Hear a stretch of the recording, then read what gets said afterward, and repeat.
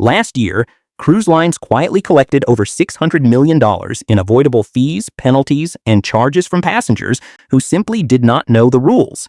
And the data shows one group gets hit harder than anyone else, travelers over 60. Not because they are careless, because cruise lines are designed to profit from the gaps between what you know and what you assume. You board that ship feeling prepared. You researched the ports, you packed the right clothes, you budgeted the excursions. But there are 10 mistakes happening before the ship even leaves port that will quietly cost you thousands, ruin your health, or in the worst cases get you removed from the vessel entirely. These are not rookie errors. These are the traps that catch experienced cruisers who thought they already knew better. Before we get into the list, if you are the kind of person who refuses to let a cruise line catch you off guard, hit that subscribe button right now. Every week, we pull back the curtain on exactly how these ships operate so that you board smarter, spend less, and enjoy every single day on the water. Now let us get into it. Mistake 1. Booking the cheapest cabin without checking the deck location. Here is what most people booking a cruise cabin will never think to ask. Where exactly on the ship is this room located, and what is directly above it, below it, and beside it? A 63-year-old woman from Nashville booked an inside cabin last spring because the price was $400 cheaper than the other options in the same category. She felt like she had won. She had not. Her cabin was directly beneath the main buffet kitchen on deck 12. Every morning starting at 5:30 a.m., she heard rolling carts, metal trays, and kitchen equipment being dragged across the floor above her head. By day 3, she had not slept more than 4 hours a night. By day 5, she was exhausted, irritable, and could not enjoy a single excursion. Here is why this happens. Cruise lines list cabins by category and price, but they are not required to tell you what surrounds that room. The cheapest cabins in any category are almost always located near the loudest mechanical spaces on the ship: the laundry facilities, the engine rooms, the crew staircases, the nightclub on the deck above, or the buffet that opens before sunrise. Here is what you do. Before you confirm any cabin booking, open the ship's deck plan on the cruise line's website. Most lines publish them publicly. Find your cabin number and look at what is directly above it on the next deck, directly below it, and on either side. If your cabin is below a pool deck, a restaurant, a nightclub, or a lounge, move it before you pay. If you are booking through a travel agent, make them pull the deck plan with you on the call. Do not accept a cabin assignment without knowing exactly where it sits on that ship. Rule of thumb: a quiet cabin is worth more than $100 in savings. Mistake 2. Smoking or vaping on your balcony. This one will cost you more than an awkward conversation with a crew member. A 68-year-old retired teacher from Scottsdale went out to his balcony on the second evening of his Caribbean cruise and lit a cigarette. He had done this on previous cruises without issue and assumed balconies were private enough for it to be acceptable. By the time he went to bed, there was a notice on his door. By the next morning, he was sitting in the ship's security office. The fine was $500, applied directly to his onboard account. He was also placed on a behavior watch list for the remainder of the voyage and had his key card flagged at all venues. Here is why this happens. Every major cruise line banned balcony smoking years ago, and enforcement has become significantly stricter in 2025 and 2026. Modern ships are equipped with cigarette smoke sensors in cabins and on balconies, the same technology used in luxury hotels. These sensors detect smoke and automatically alert the security team. Crew members also patrol the outer decks and can smell smoke drifting from balconies below them. The confusion comes from older cruisers who remember a time when balcony smoking was permitted and have not read the updated policies before boarding. Vaping is treated identically on virtually every major cruise line. It is not a gray area. Here is what you do. Before you board, go to your cruise line's website and read the smoking policy in full. On every major line, including Carnival, Royal Caribbean, Norwegian, Celebrity, Princess, and Holland America, balcony smoking is prohibited without exception. Designated smoking areas exist on the ship, usually on one section of an open outer deck, and those are the only places where smoking is permitted. Know where those areas are before you need them. Mistake 3. Ignoring travel insurance that covers medical evacuation. The number that most seniors never think about until it is too late is $85,000. That is the average cost of a medical evacuation from a cruise ship at sea to a hospital on land.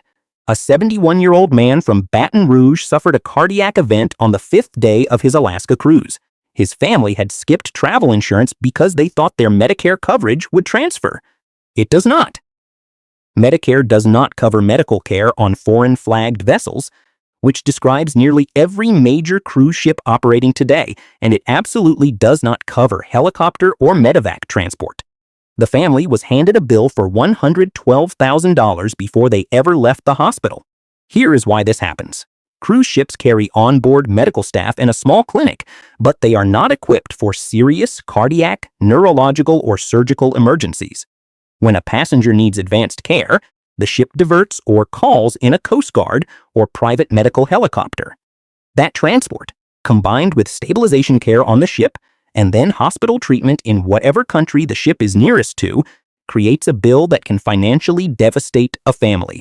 Standard domestic health insurance and Medicare do not cover this. Here is what you do. Purchase a standalone travel insurance policy that specifically lists emergency medical evacuation coverage with a minimum of $100,000 in coverage, and ideally $250,000 or more if you are traveling to remote destinations like Alaska, Scandinavia, or the Pacific. Read the policy to confirm it covers pre-existing conditions under a waiver, which most policies offer if you purchase within 14 to 21 days of your initial trip deposit. Do not purchase the cruise line's own insurance without comparing it to third-party options. In most cases, third-party policies from providers such as Allianz, Travel Guard, or Seven Corners offer significantly better medical coverage at comparable prices. If you are already planning a 2026 cruise, bookmark this video and watch it again before you book your insurance and before you board. The next few mistakes on this list are ones that happen in the 24 hours before and after you step on that ship, and they are the most expensive ones we have seen this year. Mistake 4.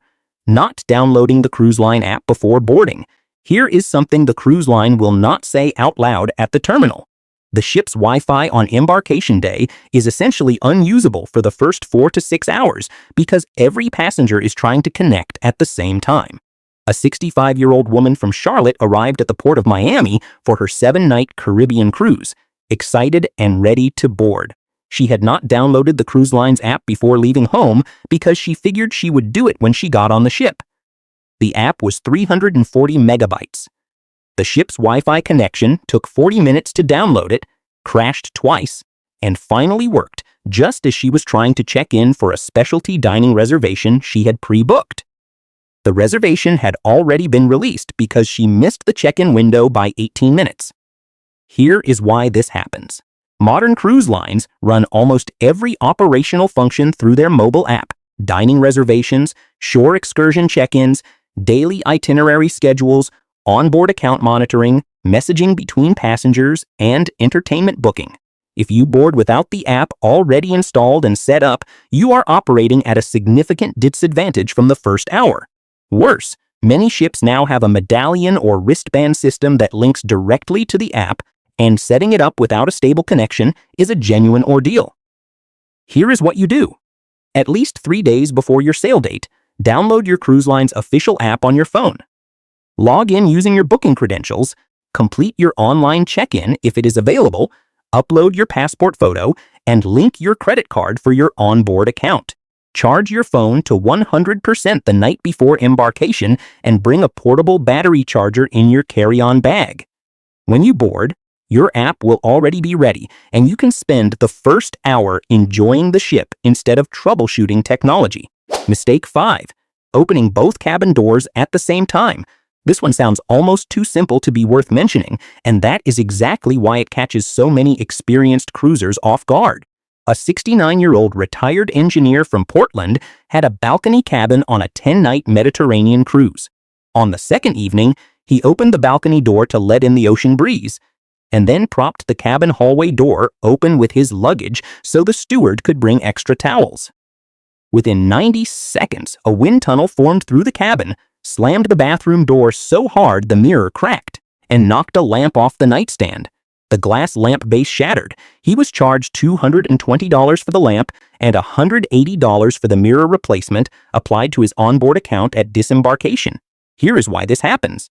Cruise ships are essentially floating metal tubes, and the pressure differential between the interior corridors and the open ocean means that when both doors are open simultaneously, air moves through the cabin at extraordinary speed.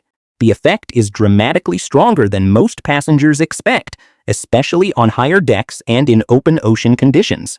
This is also why modern cruise ships are equipped with balcony door sensors that shut off the air conditioning the moment the balcony door opens, because the system cannot maintain climate control with outside air rushing in. Here is what you do. Treat it as an absolute rule, one door open at a time. If the balcony door is open, the cabin hallway door stays closed.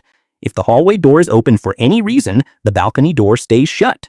If your steward needs access while your balcony door is open, close the balcony first. This takes 3 seconds and costs you nothing. Ignoring it can cost you hundreds of dollars and ruin a piece of the ship that someone else will eventually blame you for. Mistake 6. Arriving at the port the same day your cruise departs. This is the mistake that turns a dream cruise into a nightmare before it ever begins. A 66-year-old couple from Denver had a 7 a.m. flight from Denver International Airport to Fort Lauderdale for a 4 p.m. ship departure. Everything was timed down to the minute. Their flight was delayed by 2 hours due to weather in Colorado. They landed in Fort Lauderdale at 1:45 p.m., cleared baggage at 2:30 p.m., and arrived at the port at 3:15 p.m. The gangway had already been retracted. The ship had departed. They stood on the dock and watched their cruise sail without them. Their flights, their transfers, their onboard credits, the $4,800 they had paid for the cabin, all gone. The cruise line's position was clear in the contract they had signed. Passengers assume all risk of travel delays when arriving on the same day as departure. Here is why this happens. Cruise ships operate on rigid international schedules governed by port authority agreements, and they cannot delay departure for individual passengers. The cutoff for boarding is typically 90 minutes before the scheduled sail time, and that rule is enforced without exceptions. Same-day flights carry a margin of error that is simply incompatible with cruise ship scheduling, especially when connecting through hub airports or traveling from the interior of the country. Here is what you do. Book a hotel room at or near the departure port city for the night before your cruise leaves, without exception. This adds 1 night of hotel costs to your trip, which runs between $80 and $200 depending on the city and season. That is the least expensive insurance you will ever purchase for a $4,000 to $10,000 trip. Arrive in the port city at least 18 hours before your scheduled departure time. If your flight is delayed, canceled, or rerouted, you still have an entire morning the next day to recover before the ship leaves. Mistake 7. Overpaying for cruise line shore excursions. Here is the honest truth about cruise line shore excursions. You are paying a premium for convenience and brand name, and in many cases, that premium is between 40% and 200% above what the same experience costs booked independently. A 72-year-old woman from Philadelphia booked a cruise line excursion to the Mayan ruins near Cozumel for $189 per person for her and her husband. That is $378 for a 2-person excursion. The same tour, from the same local guide company, booked directly through the guide's website, was $68 per person. The itinerary was identical. The vehicles were the same. The only difference was that the cruise line had added its markup and its logo. Here is why this happens. Cruise lines negotiate contracts with local tour operators in every port, add their standard markup for booking management, and the perceived security of a cruise line guaranteed return policy, and sell those excursions at full retail through their onboard booking system. The return guarantee, the promise that if your excursion runs late the ship will wait, is real and has genuine value, but it does not justify a 180% price difference on a well-rated independent operator. Here is what you do. For every port on your itinerary, spend 30 minutes before you board researching independent tour operators with strong reviews on TripAdvisor or Viator. Focus on operators who explicitly state that they track ship departure times and guarantee return before the all-aboard deadline. In Caribbean ports, Cozumel, Nassau, St. Thomas, Jamaica, and St. Martin, independent operators are abundant, well-reviewed, and dramatically less expensive than cruise line alternatives. Reserve cruise line excursions only for remote or tender ports where independent transportation is genuinely difficult to arrange, such as smaller Alaskan communities, Norwegian fjord villages, or ports with limited local infrastructure. Mistake 8. Not declaring medications at embarkation. This is the mistake that very few travel blogs will ever cover directly because it involves a conversation most people would rather avoid. A 70-year-old man from Houston was traveling with a legitimate prescription for opioid pain medication following a recent knee replacement surgery. He had the medication in a labeled prescription bottle from his pharmacy. He did not declare it at embarkation because it was clearly labeled, and he assumed that was sufficient. During a random cabin check, the medication was flagged. He spent 4 hours in the ship's security office providing documentation, missed his first day at sea entirely, and was placed under an informal monitoring status for the remainder of the voyage. Here is why this happens. Cruise ships operate under complex multi-jurisdictional legal frameworks. When a ship sails through international waters and stops in foreign ports, the laws of multiple countries apply to what passengers can carry on board. Controlled substances, certain strong sedatives, injectable medications, and even some common antihistamines are regulated differently across destinations. Cruise lines require passengers to declare controlled medications at check-in, precisely to protect both the passenger and the ship from jurisdictional complications. Here is what you do. Before you board, go to your cruise line's website and read the medication policy in full. Bring a written letter from your prescribing physician on letterhead that describes your diagnosis, the medication name and dosage, and the medical necessity. Carry all medications in their original labeled pharmacy bottles. At embarkation, proactively approach the health screening desk and declare any controlled substances, injectable medications, or large quantities of prescription drugs. This takes 5 minutes and eliminates any possibility of a misunderstanding that could derail your trip. Mistake 9.